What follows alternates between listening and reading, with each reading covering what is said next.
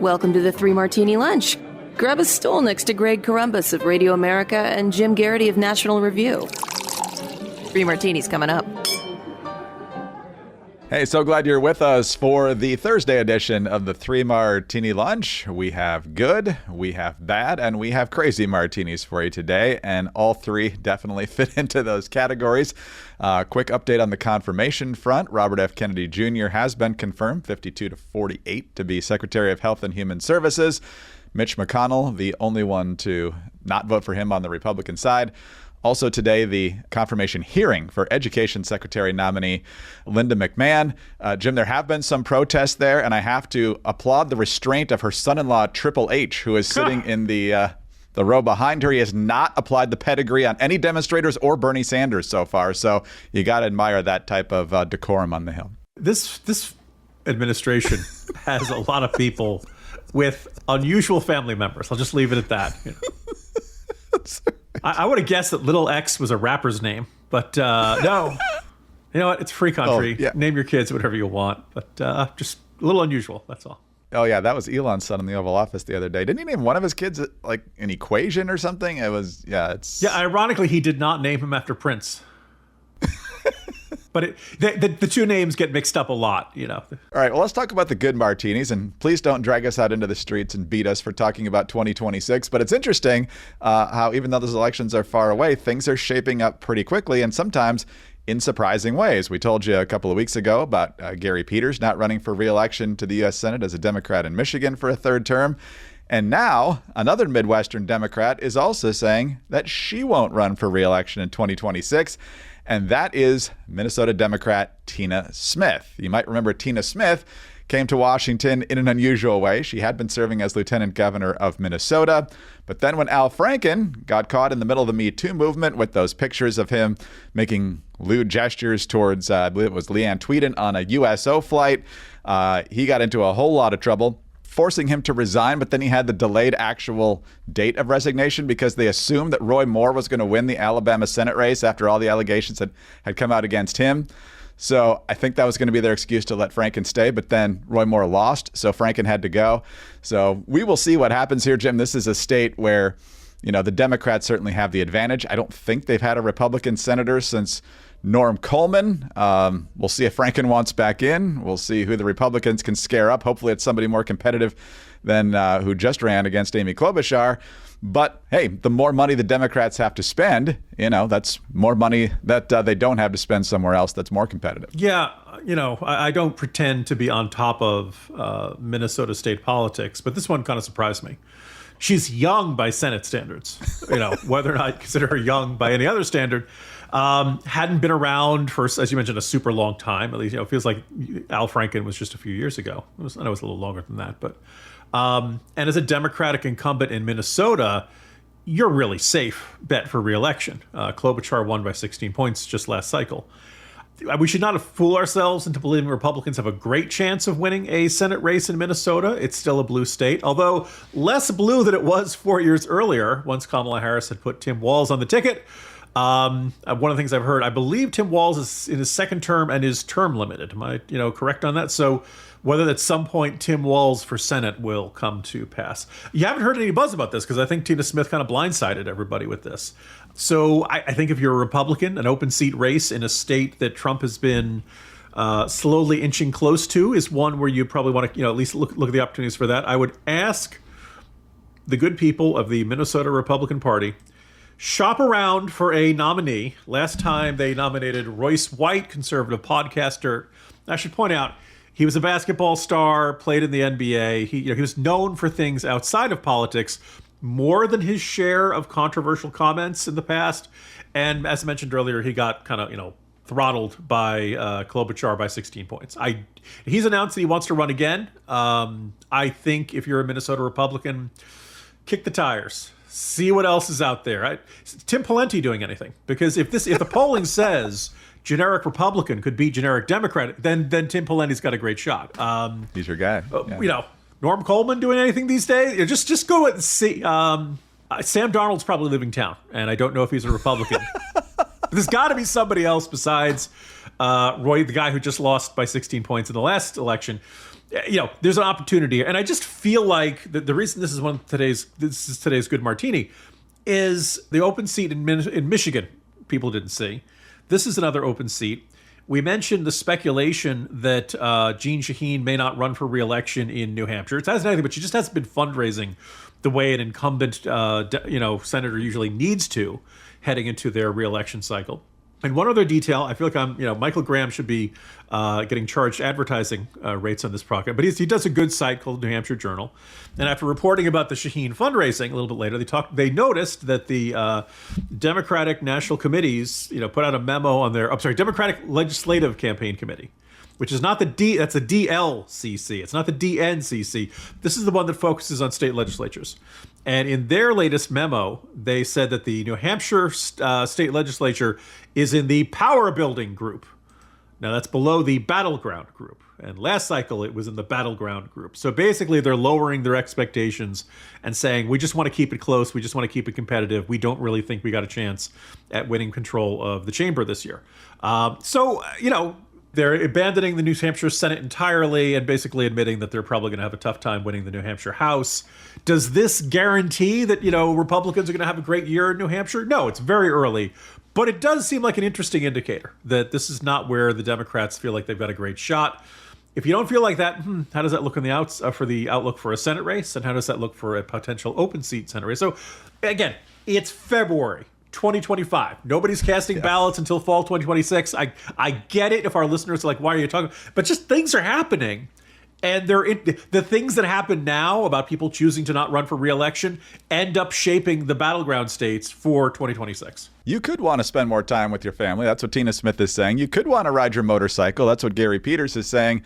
But Occam's razor would tell you the Democrats don't think they're going to be in the majority in the U.S. Senate come 2027, and being in the minority is not a lot of fun. So if you don't think that it's going to happen anytime soon, and looking at the map right now, barring a major shift in party momentum, it might be a narrower Republican majority, but it's not looking like it's going to be a Democratic majority, especially with the GOP vice president. And so a couple other notes here real quick.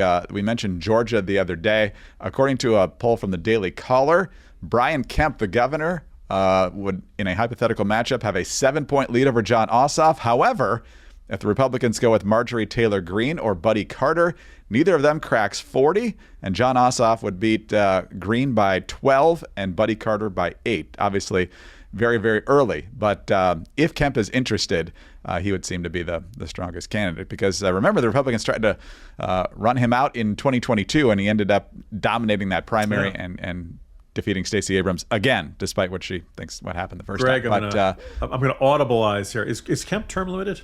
I think he is, right? I believe he is. Okay. Everybody keeps talking about this, so this is why I listen to this podcast. The absolute certainty that we bring to the table about the finer details of state election laws. We will see what happens there. A lot more interesting developments to go, I'm sure, in a lot of different places around the country. But so far, very early on, some opportunities opening up that we didn't really think were going to be there. So just fascinating to watch. All right, Jim, on to our bad martini now. And this is a follow-up to our good martini from earlier in the week because, of course, nothing in the Middle East stays the good martini for long. You might remember that Hamas had paused the release of hostages. Trump said very clearly that he didn't even like the way that it had been happening up to that point with the 2 one day and 3 another day and 4 another day and 1 another day. He wanted all of them released by Saturday, 12 o'clock, all of them, or else there would be hell to pay. Well, Hamas has changed its position, but not to that extent. Hamas is now saying it's ready to continue to abide by the ceasefire deal that was reached just prior to Trump's inauguration. And so 3 more hostages are on the schedule to be released on Saturday. And so this is seeming to be accepted by Israel. The New York Post saying that Israeli government spokesman David Mencer told reporters Thursday that Israel will now adhere to the original ceasefire deal as long as Hamas hands over 3 living hostages. Quote, if those 3 are not released, the ceasefire will end. And so I'm guessing Trump's pretty much going to see what Israel's reaction is to all this before doing anything differently. But what do you make of Hamas's reaction, and what happens if we don't get this ultimatum answered the way Trump originally wanted? Yeah, I don't find this encouraging. And people might say, oh, Jim, look, they said they're going to release some more hostages. Isn't this good news? No, this is the bad martini, because the President of the United States has given a very clear ultimatum. He did not stutter. He did not have any ifs, ands. He did say dependent upon Israeli cooperation. And as we, but there's every reason to think that Israel would say, nah, if you want to go hit Hamas, go do whatever you want to do. And he threatened unleashing hell. Now, also, this is what Hamas does, right? Is that they basically do a brinksmanship. They refuse to do anything. And then right at the moment where you're about to impose consequences upon them for their obstinacy and for their refusal to meet your demands, then they make this tiny little half step in your direction, or they make the tiniest possible concession. And then the pressure is on you to say, well, how can you hit Hamas? They just started cooperating. Why are you blowing up this progress? Of course, then they go back to holding out again. And the whole thing is this game playing, right? And the whole point of Trump getting elected was we're going to end this game playing. There's not going to be any of this pressuring of Israel to make more concessions to Hamas, this idea that Hamas is rational actors and that if we just, put enough carrots on the table, they'll start releasing hostages. These hostages have been held for more than long enough. And as the president said in those comments earlier this week, there's a good chance the remaining hostages are dead. Doesn't give anybody a pleasure to say that. But this may be one of the reasons Hamas is now being stubborn about this. So I do not want this to happen with Hamas wriggling off the hook. I do not want Hamas making this token gesture and managing to escape the consequences that a president threatened really explicitly. So we will see what happens. I hope to see all the hostages get released. I hope all the hostages are as well as they can be in circumstances like this. I don't want to see more playing along with the way Hamas pulls these stunts. And we'll see what happens. I'd like to see noon on Saturday, whether it's local time or Washington time, the consequences start getting doled out to Hamas. But, I guess we'll have to wait and see. What's the consequences if there aren't more consequences? And basically everybody says, okay, we're back on the original schedule. It's not what we wanted, but whatever. To this day, if I say Obama red line, people just kind of instinctively scoff. The president was did not stutter in that case, where Obama said that if there was use of chemical weapons in Syria by Assad's regime, that there would be serious consequences. And then Assad did it. He called the bluff. And you can see the Obama administration arguing that, well, House Republicans weren't going to support a resolution supporting this sort of thing and all that stuff. But in the end, if you're the president, you say you must not do something. That's why they call it a red line, right? It's not just any old line. It's a red line. I'm thinking of, Patrick Stewart. The line must be drawn here. This kind of this adamance that if they do that and you don't have any consequences, then we can defy the will of the president and the U.S. government whenever we want. And they're big talk. It's the opposite of speak softly and carry a big stick. It is speak loudly and then don't have any stick to do any hitting later on. That's what the risk of what you end up with here. And I think we all remember for the last 4 years, our, youthful and vigorous president saying, don't. Mr. President, what's your message? Don't. That is not a Harrison Ford finger, by the way. That is a shaky Joe Biden finger. Your credibility is on the line. And deterrence, this is a requirement of deterrence. If you say you're going to do something, you then have to do it. I know Trump has been very vague about what unleash hell is. I think if, you say you're going to unleash hell and here's another round of sanctions and we don't really have much trade with with Gaza Strip anyway, that's not going to do it, by the way. Biden had said to Putin, if Navalny dies in prison, the consequences are going to be severe. And then Navalny died in prison. And they said to Biden, so how about those consequences? And he says, well, we already enacted all those sanctions on him. So you had a card to play, you played it earlier, and now you don't have any more cards to play. I think at minimum, at absolute minimum, I'd like to see, Hamas does a lot of fundraising overseas. If one of those guys were to slip in the shower, if somebody who's a Hamas fundraiser fell down a flight of stairs, it's terrible. I don't know how did that banana peel get there? I don't know. But if there's some sort of consequence to somebody affiliated with Hamas who thinks they're untouchable and that the United States government would not Reach out and touch someone, as the old phone commercial used to say. That's a very nice message to send. You don't have to go on a huge bombing campaign or start dropping Moabs or something like that. But some sort of, or maybe Hamas goes to its accounts and finds the accounts are frozen, or somebody's hacked into them and took all the money. I don't know. Whatever it is, find some way to hit Hamas in a way that they have not been hit before, to at least check the box of saying, we promised hell. This is the first package from hell.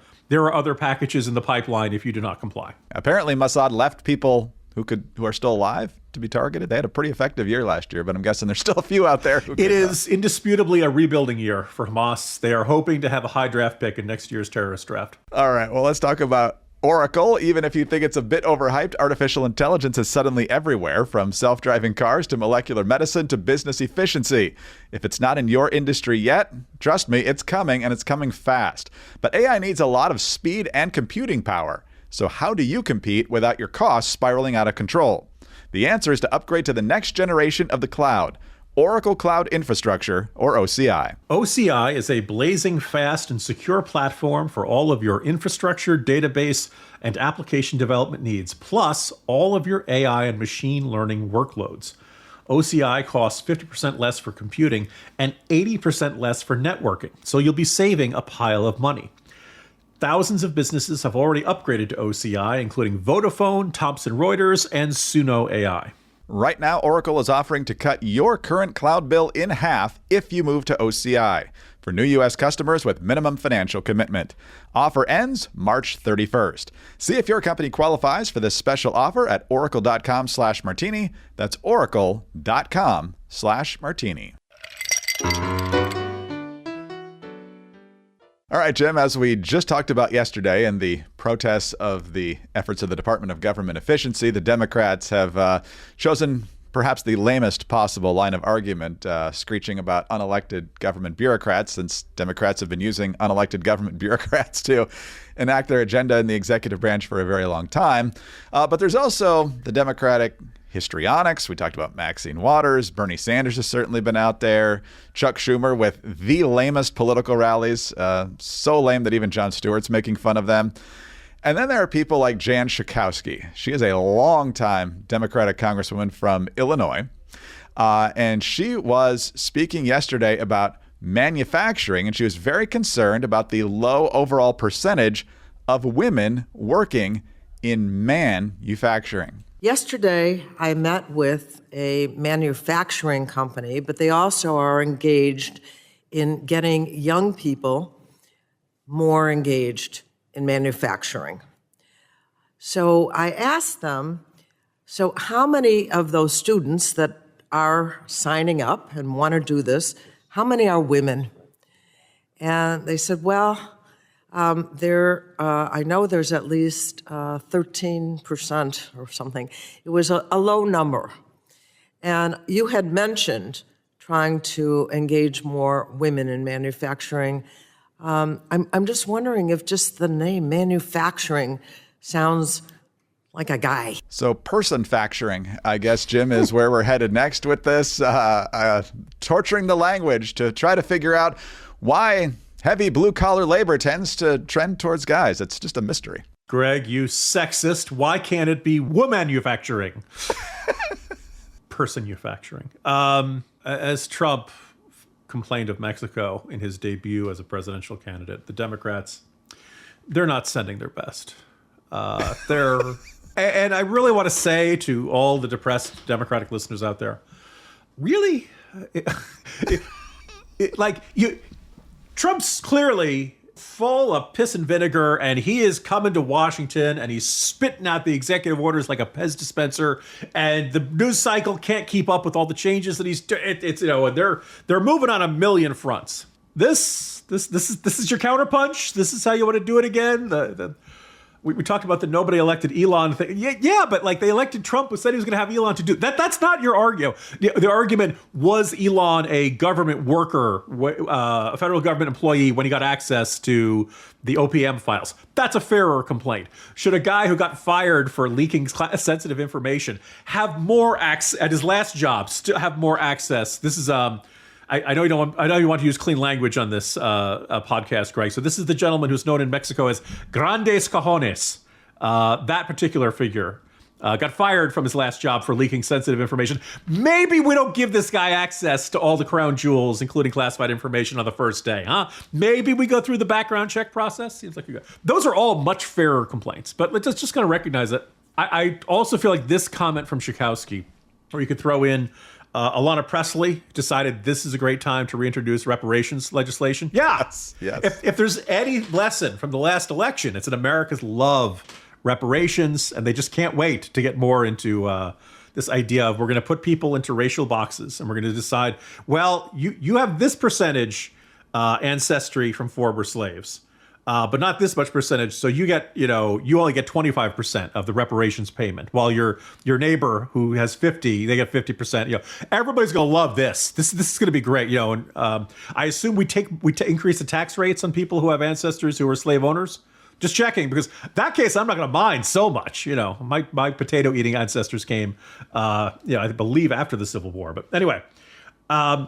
AOC, in a fight over one of the abortion pill rulings, said the Biden administration should ignore the Supreme Court ruling. What's the one thing that's stopping Trump these days are injunctions from the courts, right? The federal courts are going to say, either we think you don't have the constitutional authority to do this, or we think the other side, this has got to be adjudicated. Really, you don't have a majority of this House, you don't have a majority of the Senate, even though the House is close. Democrats, the only shot you have is to stop what Trump is doing is through the courts. And you had this ninny running around saying the president should ignore the courts. And Biden went out and said, Supreme Court said I couldn't cut student loans, but I did it anyway. Does anybody have any foresight? Does anybody think, if I do this, someday the other party might be in the position that I'm in and they might assert these same powers that I'm asserting now? No, nobody learned from Harry Reid. Nobody learned from any of these people. So where I'm going with all this, though, is you look at this comment from Schakowsky. We've now reached a point where I think the Democratic Nutjob Caucus, it's not a formal name, but I think we all know who belongs to it. They now do damage to the Democratic brand in a way that the nutjobs in the Republican Party used to. Because it used to be some nutjob Republican, and it didn't even have to be a member of Congress, some idiot state legislator comes out and says, I don't know, called an African-American colleague a boy, right? Or just something that was, cringe-inducing and bad. And every, Republican lawmaker gets asked, do you stand by, this person for what they did? And every Republican has to say, no, I don't do that. We on the right have complained, why is there this single standard? Well, now it doesn't really matter that the Mark Warners of the world or the Michael Bennetts of the world don't get asked this. The Schakowskys, the Presleys, the AOCs, I think they're doing so much because what they do is just so wild and crazy and outrageous. It just becomes viral news. It's the sort of thing that spreads around oh my God, did you see what that crazy Democrat said?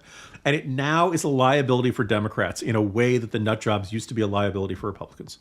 And I think until Democrats really kind of grasp with this new reality, the Mark Warners of the world can ignore it. You don't hear, I think you got to pull a Fetterman or a Shapiro. And, stand up to this every once in a while. At least the Menendez types, and call them out on it and make very clear that you're not a friend of those folks. I'd like to see some Democrats in the Congress say, this is really not the time for us to be talking reparations.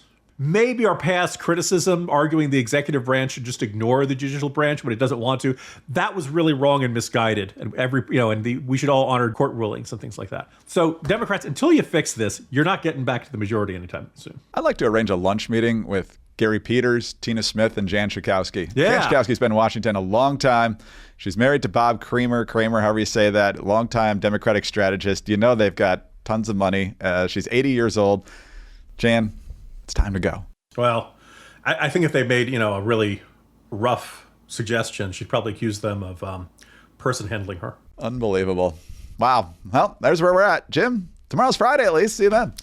See you tomorrow, Greg. Jim Garrity, National Review. I'm Greg Corombos of Radio America. Thanks so much for being with us today. Please subscribe to the 3 Martini Lunch podcast on your favorite platform as well as on YouTube.